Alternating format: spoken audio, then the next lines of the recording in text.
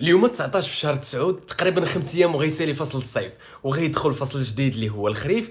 ولكن قبل ما يدخل الخريف تقريبا نهار 25 في شهر 9 غنعيشوا واحد الظاهره اللي سميتها ليكينوكس، اي قد الليل قد النهار. ومن وراء لو 25 الليل غيبدا يطول تدريجيا، وهنا فين غتولي تعيش ستريس بغيتي ولا كرهتي، لان فتره الخريف بنادم كيعيش فيها واحد الضغوطات نفسيه. هذا راجع بدرجه كبيره، الليل اللي قلنا غيبدا يطول والنهار غيقصر، اي غيبدا يجيك واحد الاكتئاب وغيتبان لك الحياه شويه تبدلات، الجو غيبدا يتغير، غيبان لك مره سخون مره بارد، الوراق ديال الشجر غتبان لك كتبدا طيحي لراسها. وكيف قال سيدنا رسول الله عليه الصلاه والسلام، داكشي اللي الخريف كيديروا باوراق الشجر كيديروا بالصحه ديالنا. لهذا نوصيك الوصيه الاولى، ما تثقش بزاف في الجو. الا كنتي 11 رجم بالليل ما تخليش محلول، لان غادي تدمر صحتك ديال بصح.